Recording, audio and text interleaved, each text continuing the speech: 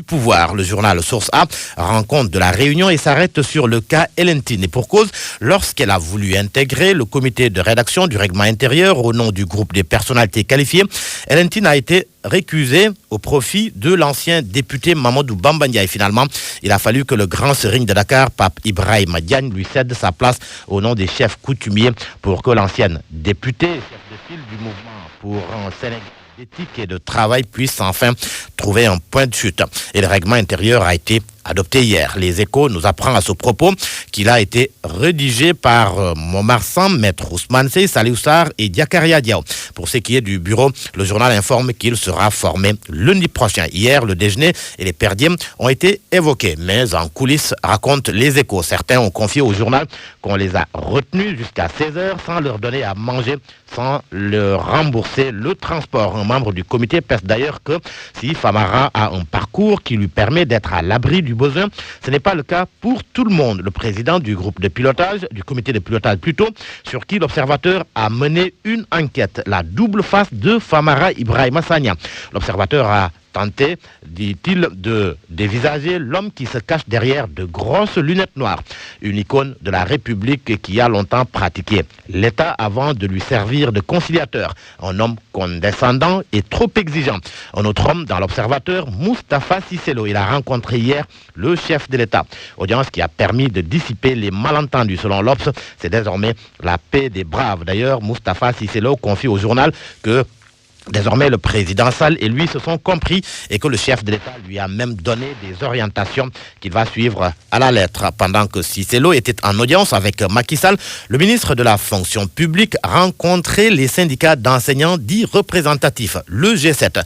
Une rencontre qui s'est soldée par un échec si l'on se fie à Sud Quotidien. Selon le journal, les syndicats n'ont obtenu aucun élément concret pour suspendre le premier plan d'action. Conséquence, le débrayage est maintenu le mercredi 22 janvier, tout comme la grève totale prévue le lendemain 23 janvier.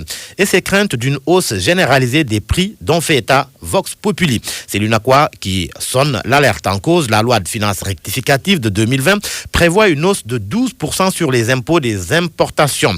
Et pour l'UNACOIS Diapo, cela risque d'entraîner une hausse des prix qui sera insupportable pour les consommateurs et ménages sénégalais.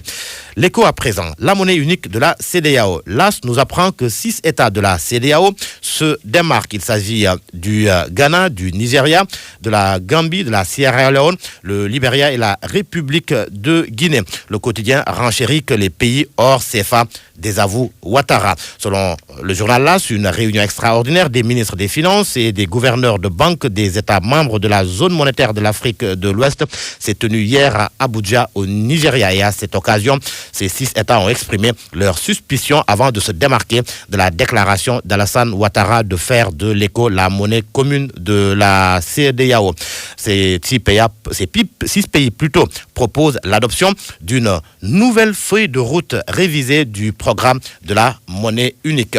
Ce kidnapping présumé à Keur Mbaye-Fall, le sujet fait la une du journal Les Échos.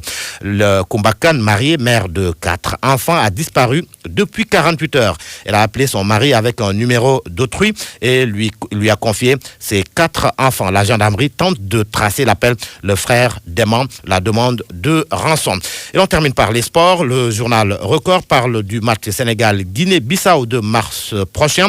Le journal nous apprend que si c'est l'entraîneur des Lions, veut jouer au stade Aline Sitoé Diatta, le stade Aline Sitoé Diatta de Ziguinchor. Le journal Stade s'arrête sur les gardiens de but de l'équipe nationale de football du Sénégal, Gomis et Mendy, qui sont performants en Ligue 1.